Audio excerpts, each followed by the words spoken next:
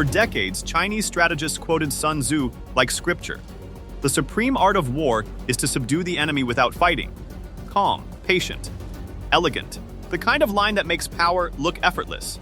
What's happening now looks nothing like that.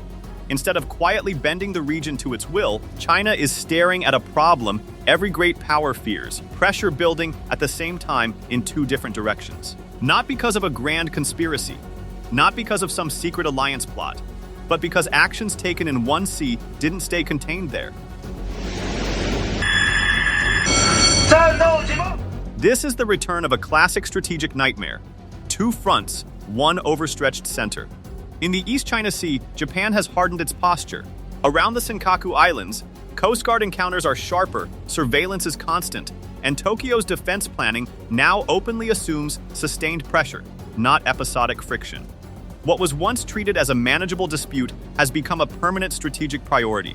Further south, in the South China Sea, the Philippines tells a different but eerily familiar story. 菲律宾3016船，这里是中国海警330舰。 Resupply missions harassed.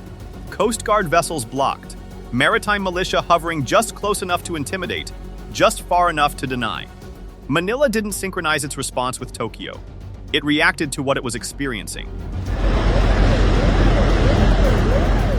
That's the key point most narratives miss.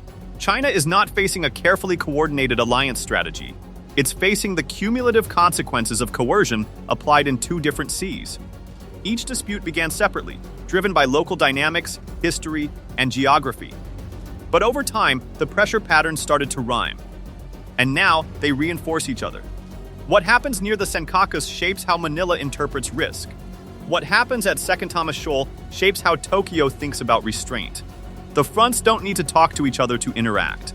They already do, through precedent, perception, and shared anxiety. This isn't containment by design. It's convergence by experience. And that's what makes it so hard to unwind. Before ideology, before rhetoric, before speeches about history and destiny, there's geography.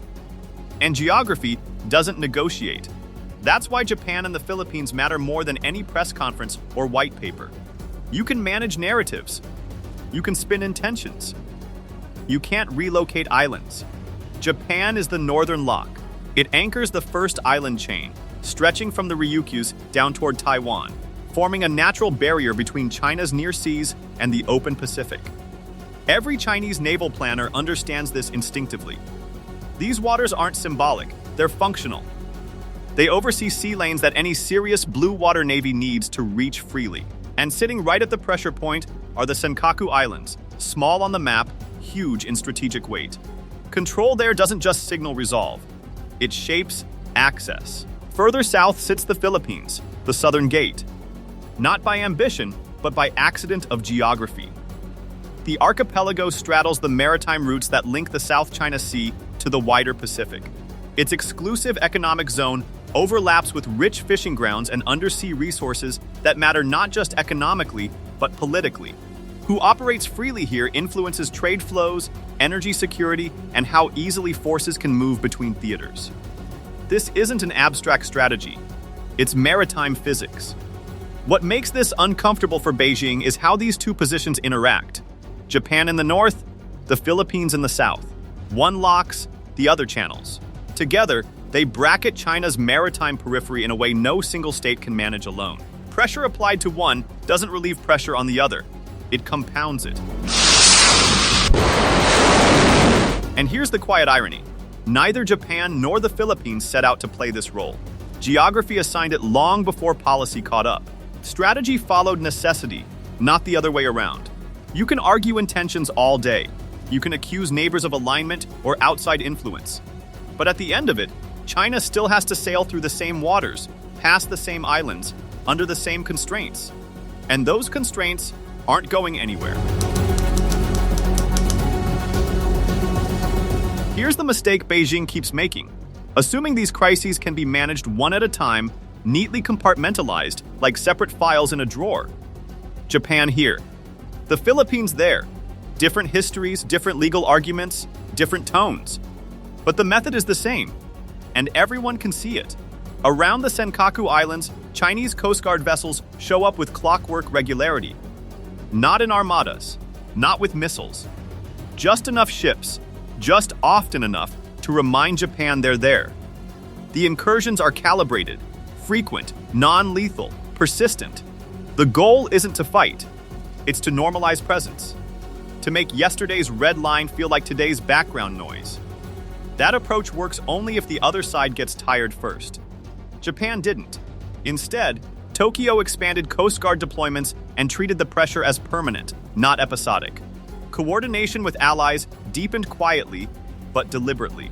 Surveillance improved. Response times tightened. And, crucially, the signaling sharpened.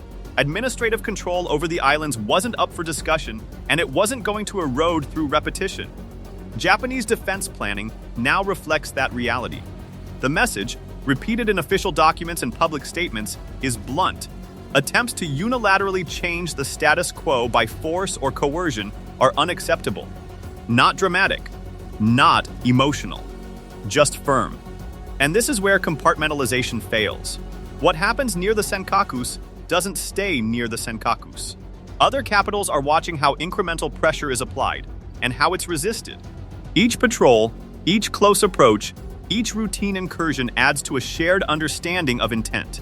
The pattern matters more than the individual incident. Beijing may see these as manageable, low-risk actions, but to its neighbors, they look like rehearsal. And rehearsals, once recognized, stop being tolerated. That's the problem with incremental pressure. It relies on ambiguity, but the more it's used, the clearer it becomes. And clarity in this region doesn't calm things down, it hardens them.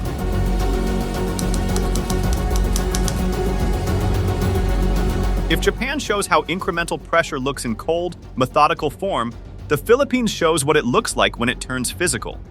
In the South China Sea, the pattern is unmistakable. Water cannons fired at resupply missions. Dangerous maneuvering that leaves no room for error. Ships blocked, boxed in, shadowed for hours. Maritime militia moving in tandem with law enforcement vessels, just close enough to intimidate, just distant enough to deny responsibility. None of this targets warships. That's the point. These actions go after civilian-linked and law enforcement operations, the kind that are supposed to be routine, boring, non-threatening. It's pressure designed to stay below the threshold of war, and that's exactly why it backfired. Manila didn't respond with silence or restraint. It responded with exposure. Video footage released publicly, incident timelines shared openly, assertive transparency, as officials started calling it. Alongside that came legal appeals to international law and, crucially, a rapid expansion of defense partnerships that turned what were once local encounters into international reference points. Here's the parallel that matters. In both Japan's case and the Philippines, pressure was meant to be manageable precisely because it avoided open conflict. Instead, that restraint made resistance sustainable. It allowed governments to mobilize public opinion, partners, and legitimacy without triggering escalation fatigue. The Philippines learned this lesson earlier than most. In 2016, an international tribunal ruled overwhelmingly in Manila's favor, invalidating expansive historic rights claims that exceeded international maritime law. It was a landmark decision. Clear, authoritative, legally devastating, and operationally insufficient. The ruling didn't stop ships from coming. It didn't prevent harassment at sea. It didn't enforce itself. What it did do was clarify legitimacy, who was right, who wasn't, and leave the question of enforcement unanswered. That gap had to be filled with presence, with partners, with visibility. Japan reached the same conclusion even without an arbitration ruling of that scale. Legal clarity without operational backing doesn't freeze the status quo. It invites erosion. Slowly, quietly, but persistently. Law, it turns out, doesn't replace deterrence. It multiplies it, if something stands behind it. This is the core error Beijing made. Both disputes were approached as bilateral, controllable, separable.